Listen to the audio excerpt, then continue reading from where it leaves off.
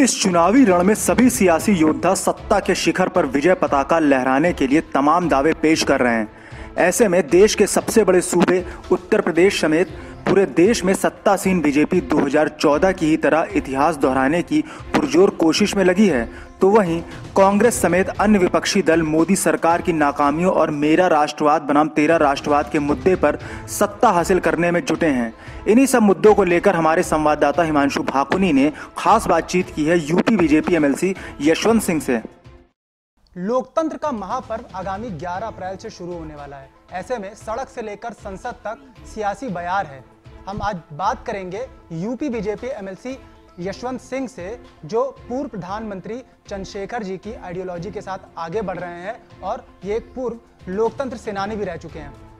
Sir, आपने emergency का दौर देखा है, उस दौरान आप जेल भी गए हैं।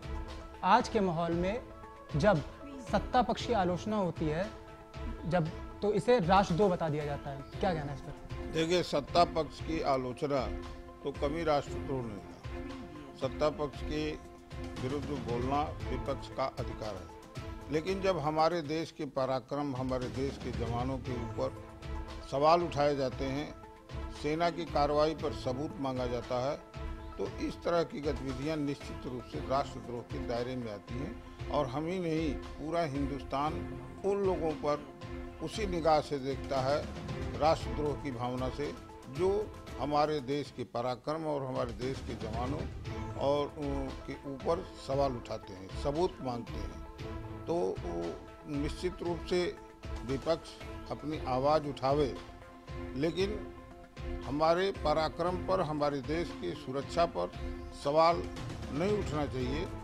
जो आतंकवादी गतिविधियों को समाप्त करने के लिए अपनी शहादत देते हैं और उन्हीं के भरोसे हमारा हिंदुस्तान सुरक्षित रहता है।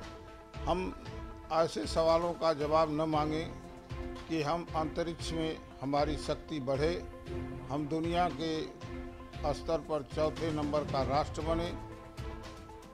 इन सब सवालों को जब कोई उठाता है तो इस देश की जनता उन लोगों को राष्ट्रद्रोही भावना से देखती है।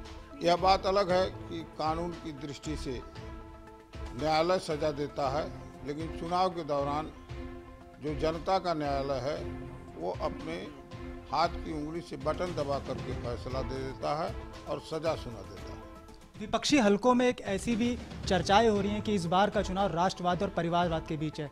क्या देखती है बीजेपी इसको? देखिए, भारतीय जनता पार्टी में उत्तर प्रदेश के जो मुख्यमंत्री हैं, उनका कोई परिवार नहीं, उनका परिवार उत्तर प्रदेश और देश है। देश के प्रधानमंत्री श्री नरेंद्र मोदी जी हैं, उनका कोई अपना परिवार नहीं है। उनका परिवार ये देश है और इस देश का सम्मान पूरी दुनिया में बढ़ाना है। लेकिन जो विपक्षी दल के लोग हैं, जो छोटे दल हैं या बड़े दल हैं, सब परिवारवाद से ग्रसित हैं।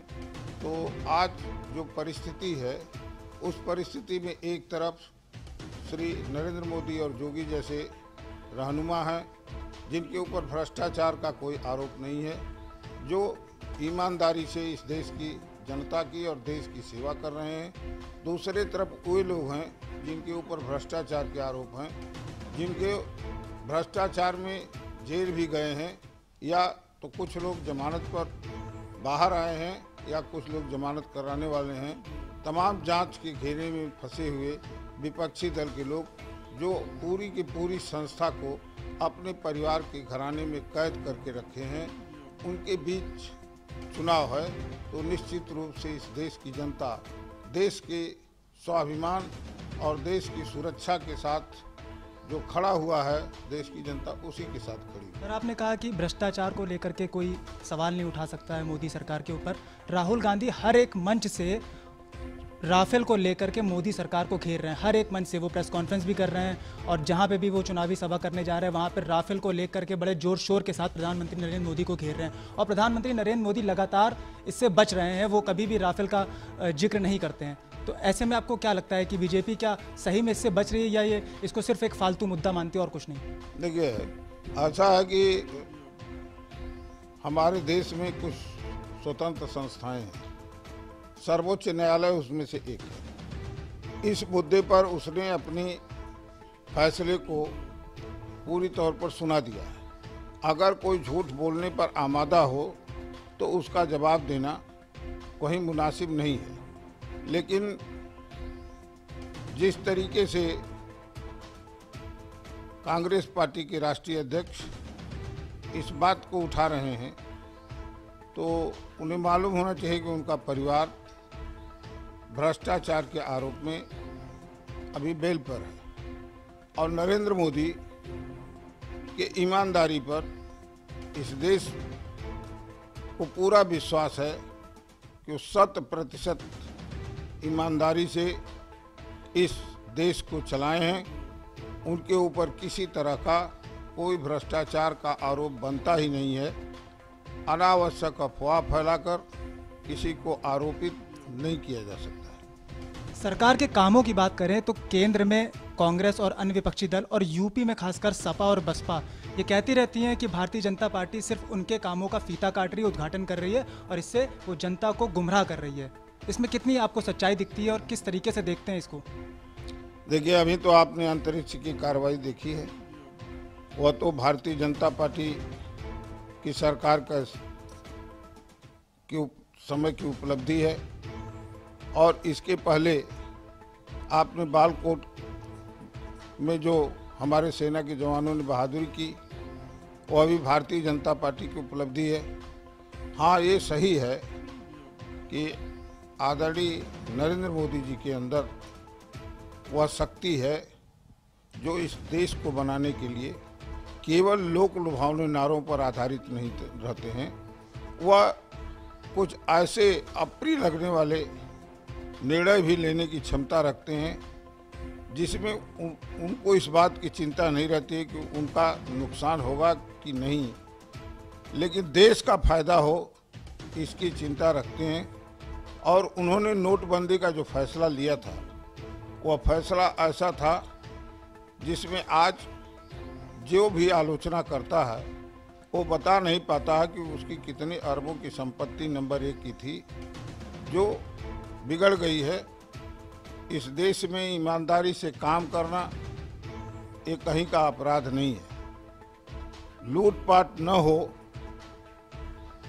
यह पूरा देश चाहता है, लेकिन विपक्षी दल केवल इसी बात के लिए परेशान है कि उसे लूटपाट करने की छूट मिले, भ्रष्टाचार करने की छूट मिले, उसने जो कुछ गलत किया है उस पर पर्दा पड़ जाए। लेकिन मोदी जी इस देश के ऐसे प्रधानमंत्री हैं जिन्होंने इस बात की परवाह नहीं किया है कि कौन अपना है कौन पराया है। अगर भ्रष्टाचारी है तो वह देश के अंदर है या देश के बाहर, उसको पकड़ने का प्रयास किया है। यही कांग्रेस पार्टी की सरकार रही पिछले दिनों। वह सारे भ्रष्टाचारी हीरो की तरह से इस देश में घूमते थे, चाहे विजय माल्या थे चाहे नीरव मोदी थे, लेकिन आज सब देश छोड़कर भागे हैं और जितनी संपत्ति लेकर के भागे हैं उससे अधिक संपत्ति इस देश के प्रधानमंत्री ने उनकी जब्त कर लिया है। देश में लोकतंत्र का आगाज 70 साल पहले हो गया था। अब ऐसी आवाज़ें उठ रही हैं आम आदमी पार्टी के मुखिया अरविंद केजरीवाल और अन्य विपक्षी दलों द्वारा कि भारतीय जनता पार्टी अगर एक बार फिर से सत्ता में आई तो चुनाव खत्म करवा देंगे। क्या आपको लगता है कि ये बीजेपी की तानाशाही की वजह से वो बोल रहे हैं ऐसा? देखिए, भारतीय जनता पार्टी को, मैं तो पहले भारतीय जनता पार्टी का विरोधी था और मैंने कोई ऐसी तानाशाही की प्रवृत्ति कभी भारतीय जनता पार्टी की नहीं देखी थी। हाँ, एक बार जरूर सन 1975 में 26 जून को मैंने देखा था, इस देश के अंदर इमरजेंसी लगी थी। वह कांग्रेस पार्टी की हुकूमत थी और इस देश में श्रीमती इंदिरा गांधी देश की तत्कालीन प्रधानमंत्री थी। इस देश में 19 महीने इमरजेंसी लगाया था, लेकिन इस देश के नागरिकों ने जयप्रकाश नारायण के नेतृत्व में, नौजवानों ने और सारे विपक्षी दल के नेताओं ने जेल में जाना पसंद किया था, लेकिन श्रीमती इंदिरा गांधी के सामने घुटने टेकना पसंद नहीं किया। और परिणाम यह आया कि देश की जनता जागरूक हुई और 77 में चुनाव हुआ, कांग्रेस पार्टी का सफाया हो गया। हमें लगता है कि तब से इस देश के सारे राजनीतिक दलों ने इस बात को सीख लिया कि इस देश में लोकतंत्र के ऊपर हमला करके कोई राजनीतिक दल सुरक्षित नहीं रह सकता। स्वयं श्री अटल बिहारी वाजपेयी जो इमरजेंसी में बंद थे, वह इस देश के लगातार 5 वर्ष से अधिक देश के प्रधानमंत्री रहे। लोकतंत्र पर कोई खतरा नहीं है। आज श्री नरेंद्र मोदी जी 5 वर्ष होने को पूरा हो रहा है, इस देश के प्रधानमंत्री हैं, समय से चुनाव हो रहा है। इस भारतीय जनता पार्टी का पूरा लोकतंत्र में यकीन है, विश्वास है।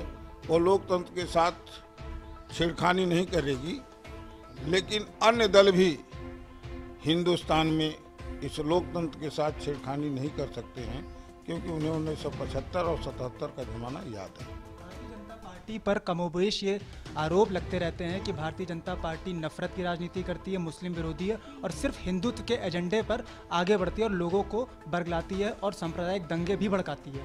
ऐसे में क्या कहना चाहेंगे आप?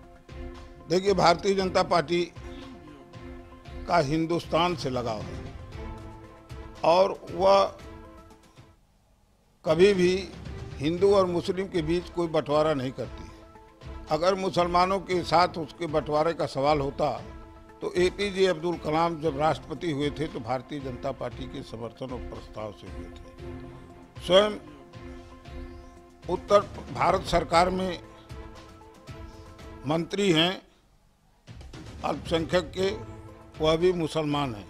उसके पहले श्री अटल बिहारी वाजपेयी जी भी जब प्रधानमंत्री थे, शाहनवाज हुसैन मुसलमान थे, वो मंत्री थे। उत्तर प्रदेश सरकार में मोहसिन रजा भी मुसलमान है और मंत्री है।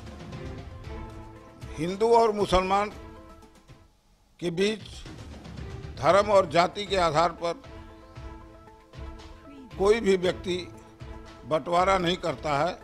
बंटवारा इस बात का जरूर होता है कि उन ताकतों का विरोध होता है जो सांप्रदायिक आतंकवादी गतिविधियों में संलिप्त होते हैं।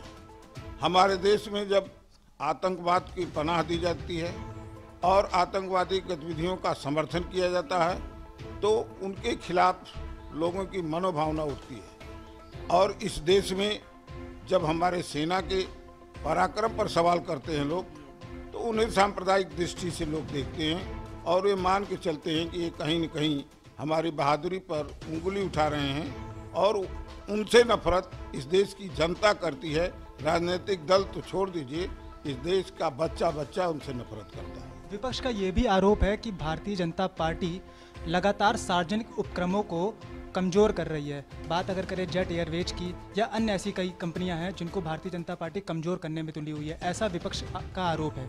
ऐसे में क्या कहना चाहेंगे? अब देखिए, जिस गति में छोड़ करके कांग्रेस पार्टी इस देश को सार्वजनिक उपक्रमों को गई थी, आज मोदी ने उन उपक्रमों को किस ऊंचाई पर पहुंचाया है। 3 शक्तिशाली राष्ट्रों के बाद चौथा राष्ट्र हमारा हिंदुस्तान बना है और जल में, थल में, नभ में, सब में हमने अपनी प्रगति की है। आज हम बहुत आगे हैं। ये सारे आरोप उनके निराधार हैं। जब भी चुनाव नज़दीक आते हैं देखा जाता है कि दल बदलू नेताओं का सिलसिला लगातार जारी रहता है। अब जबकि लोकसभा चुनाव नज़दीक हैं, पहले चरण के लिए नामांकन भी शुरू हो गए हैं, क्या अन्य पार्टियों की तरह भारतीय जनता पार्टी में भी टिकट को लेकर मारामारी बची हुई है? देखिए, टिकट को लेकर के मारामारी तो किसी प्रकार की नहीं है और यहाँ लोकतांत्रिक प्रक्रिया इस तरीके की है कि यह ऊपर से कोई डिसीजन नहीं होता है। इनके यहाँ जिला इकाई से लेकर प्रदेश इकाई सारे लोगों का महत्व बराबर है। यह जिनको अपना समर्थन दे करके भेजते हैं, उसमें राष्ट्रीय दल उन्हीं को चिन्हित करके अपना उम्मीदवार बनाता है। आपने देखा होगा बड़े बड़े नेता जिनका टिकट नीचे की इकाई ने दिया, उनको हटाया गया और दूसरे लोग उसमें पाए और एक दूसरे में किसी तरह का विभेद नहीं हुआ। कोई बड़ा नेता कोई प्रतिक्रिया नहीं दिया, सबने सहर्ष स्वीकार किया। तो ये सारे आरोप उन लोगों के मनगढ़ंत हैं, लेकिन इसमें कोई सच्चाई नहीं है। इस लोकसभा चुनाव में कांग्रेस में प्रियंका गांधी वाड्रा की भी एक्टिव एंट्री हो गई है। साथ साथ सपा बसपा का गठबंधन भी यूपी में हो गया है। इसको किस तरीके से चुनौती में देख रहे हैं आप? क्योंकि ये भी खबरें आ रही हैं कि वाराणसी से प्रियंका गांधी वाड्रा चुनाव लड़ सकती हैं। हालांकि अभी पुष्टि नहीं हुई है, सिर्फ ऐसी अभी सियासी हलकों में चर्चा हो रही है। देखिए, आपको याद होना चाहिए, एक बार इसी देश के अंदर श्रीमती इंदिरा गांधी जब कांग्रेस में अपनी कदम रखी थी तो लोग उन्हें गूंगी गुड़िया के नाम से संबोधित करते थे, लेकिन अपनी कार्य क्षमता से, अपनी शक्ति के भरोसे वो पूर्ण बहुमत की इस हिंदुस्तान में सरकार बनाई थी। आज तो पूर्ण बहुमत की सरकार के प्रधानमंत्री श्री नरेंद्र मोदी, जिनको हिंदुस्तान नहीं पूरे विश्व के सारे राष्ट्रों ने स्वीकार कर लिया है कि हिंदुस्तान एक शक्तिशाली राष्ट्र है और उसके नरेंद्र मोदी एक शक्तिशाली प्रधानमंत्री है। पूरी देश की जनता इस समय श्री नरेंद्र मोदी के नेतृत्व में भारतीय जनता पार्टी के साथ है। यह सारे लोग जो परिवारवाद से ग्रसित हैं, भ्रष्टाचारी लोग हैं, ये सब लोग एक साथ मिलकर के भी चुनाव लड़ेंगे, नरेंद्र मोदी के नेतृत्व को चुनौती नहीं दे पाएंगे। यूपी लाइव टीवी से बात करने के लिए धन्यवाद। आपने हमारे सवालों का बेबाकी से जवाब दिया। तो ये थे हमारे साथ UP BJP MLC Yashwant Singh, जिन्होंने साफ तौर पर कहा है कि बीजेपी एक बार फिर से मोदी जी के नेतृत्व पर चुनाव लड़ेगी और उनके सामने किसी भी तरीके की चुनौती नहीं है और एक बार फिर से 2014 की तरह लोकसभा चुनाव इस बार भी 2019 में बहुमत के साथ जीतेगी। यूपी लाइव टीवी के लिए हिमांशु भागुनी,